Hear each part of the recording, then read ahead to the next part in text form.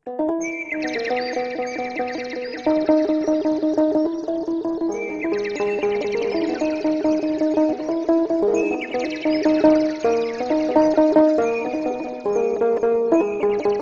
ዮሐንስ ምዕራፍ 18 ይሁዳ ኢየሱስ ከም ዘተሓዞ ቁጥሪ 1 ኢየሱስ እዚ ኢሉ ምስቶም ደቀ መዛሙርቱ ናብ ማዕዶ ሩባ ቄድሮን ናብታ ኣታኽልቲ ዘለዋ ቦታ መጸ ምስቶም ደቀ መዛሙርቱ ናብ ኣተወ ኢየሱስ ምስ ደቀ መዛሙርቱ ኮይኑ ብዙሕ ግዜ ናብ ይኸይድ ስለ ዝነበረ እቲ ዘትሕዞ ይሁዳ ድማ ነታ ቦታ እቲ ኣይፈልጣ ነበረ ይሁዳ ነቶም ጭፍራ ሮማውያንን ንገላው ሊቃውንቲ ካህናትን ፈሪሳውያንን ተቐቢሉ ፋናታትን መብራህታትን ኣጽዋርን ሒዙ መጸ ሽዑ ኢየሱስ ዝመጾ ዘበለ ፈሊጡ ወጸሞ ንመን ትደልዩ ኣለኹም በሎም ንሳቶም ንኢየሱስ ናዝሬታዊ ኢሎም መለስሉ ኢየሱስ ከዓ ኣነ እየ በሎም እቲ ዘትሕዞ ይሁዳ ድማ ምሳታቶም ደው ኢሉ ነበረ ሽዑ ኣነ እየ ምስ በሎም ኣድሓርሓሩ ናብ ምድሪ እውን ወደቑ ከም ብሓድሽ ድማ ንመን ትደልዩ ኣለኹም ኢሉ ሓተቶም ንሳቶም ከዓ ንኢየሱስ ናዝሬታዊ ይበሉ እቲ ካብዞም ዝሃብካኒ ሓደ እኳ ኣጥፋእኹን ዝበሎ ቃል ምን ትኽፍጸምሲ ኢየሱስ ኣነ ኢለኩም ናይ ትደልዩ እንታሊኹምሲ ነዚኣቶም ይኹይዱ ሕደግዎም ኢሉ መለሰሎም ሽዑ እቲ ሰይፊ ዝነበረ ስምዖን ጴጥሮስ ሰይፊ መሊሑ ንባርያ ሊቀ ካህናት ወቂዑ የማነይቲ እዝኑ ቆረጾ ስም እቲ ባርያውን ማልኮስ እዩ ኢየሱስ ከዓ ንጴጥሮስ ሰይፍኻ ናብ ሰፈሩ መለሶ ነታ ኣቦይ ዝሃበኒ ጽዋእሲ ኣይሰትያን ዶ እየ በሎ ኢየሱስ ኣብ ቅድሚ ሃና ቀያፋ ቁጥሪ 12 ሽዑቶም ጭፍራን እቲ ሓለቓ ሽሕን እቶም ገላዊ ኣይሁድን ንኢየሱስ ሒዞም ኣሰርዎ ሃና ነቲ ዓመት እቲ ሊቀ ካህናት ዝነበረ ቀያፋ ሓሙኡ ስለ ዝኾነ ቅድም ናብኡ ወሰድዎ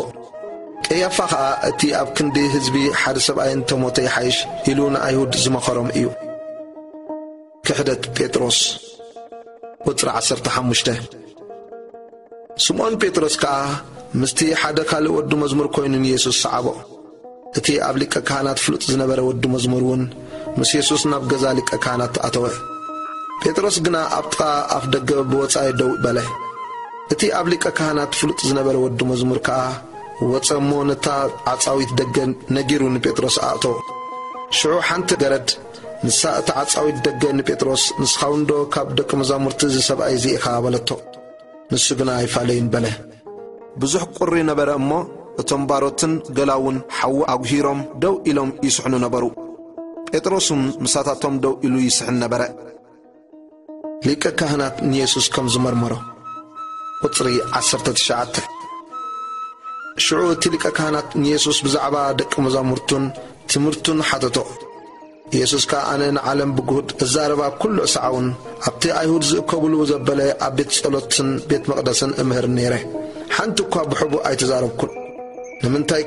ንኣይ ተሓተኒ ኣለኻ ነቶም ዘረባይ ዝሰምዑ ሕተቶም እነሆ ንሳቶም ነቲ ኣነ ዝተዛረብክዎ ይፈልጥዎ እዮም ኢሉ መለሰሉ እዚ ምስ በለ ካብቶም ገላዊ ሓደ ኣብኡ ደው ኢሉ ዝነበረ ሊቀ ካህናት ዶ ከምዚ ኢልካ ትምልሰሉ ኣለኻ ኢሉ ንኢየሱስ ጸፍዖ ኢየሱስ ከዓ ክፉእ እንተተዛሪበ ክፉእ ምዃኑ መስክር ጽቡቕ ተተዛሪበ እንተኾይነ ግና ስለምንታይ ተወቃዕኒ ኣለኻ ኢሉ መለሰሉ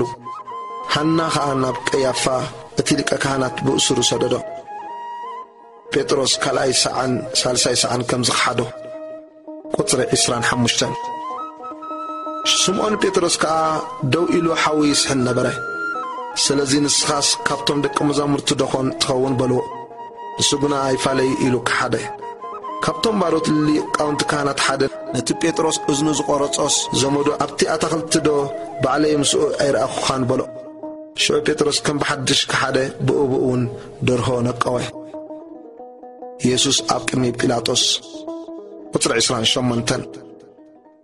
ሽዑ ኢየሱስ ካብ ቀያፋ ናብ መጋባእያ ወሰድዎ ንጉህ ድማ ነበረ ንሳቶም ግና ከንሸል ፋሲጋ ምእንቲ ክበልዑስ ከይረኽሱ ናብ መጋባእያ ኣይኣተውን ሽዑ ጲላጦስ ናባታቶም ናወጻኢ ወፂኡ ነዚ ሰብኣይ እዚ እንታይ ክሲ ተምጽእሉ ኣለኹም በሎም ንሳቶም እዚ ገባሪ ክፉእ እንተዘይከውንሲ ናባኻ ኣይመሕለፍናየን ነርና ኢሎም መለስሉ ሽዑ ጲላጦስ ንስኻትኩም ውሰድዎ ከም ትሕግኹም ጌርኩም ፍረድዎ በሎም ኢየሱስ በየናይ ሞት ክመውት ከም ዘለዎ ከመልክት ከሎ ዝበሎ ቃል ምእንቲ ክፍጸም እቶም ኣይሁድ ንኣናስ ንሓደ እኳ ክንቀትል ከቶ ኣይተፈቕደልናን በልዎ قصر 33 شو بيلاطوس كم بحدشنا مقابايا أتوه يسوس تصويعك عن سخادو نقص أيهودي خابلو يسوس دما أزئت الزاربوس كابر سخادي خاتبلو زلخا ويس بزعباي كالوت نجيرو مخايم إلو ملسة بيلاطوس كا أنا أمو أيهودا ودخوينه زبخان لكاونت كهاناتن ديكونون ناباي زحلفها انتي غيرك أخا إلو ملسلو يسوس كا منقسي كابز عالم زي آيكونتن منقسي كابز عالم زي أنت تخونسي بايهود كي تحاز قلاوي متواقع لينيرم حجقنا منقسي كابز عالم زي آيكونتن إلو ملسة بيلاطوس دما مبارسك نسخا نقص إخابلو يسوس كا نقص مخاني نسخا قا تبل اللوخا أنا نحقي كمسكر من انتزي تولدكو من تزوني إيه ناب عالم زمتاخو كاب حقي زخونا كلو كا دمتسي سمعي إلو ملسة بيلاطوس كا حق انتا إيبالو ازي إلو كا كم بحدشنا بأيهود وصيو أنس حنتي بدل أكو أيرخب كلهم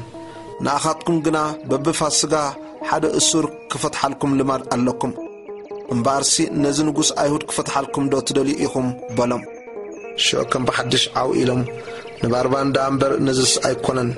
بولو باربان قنا كتاري يوزنا بره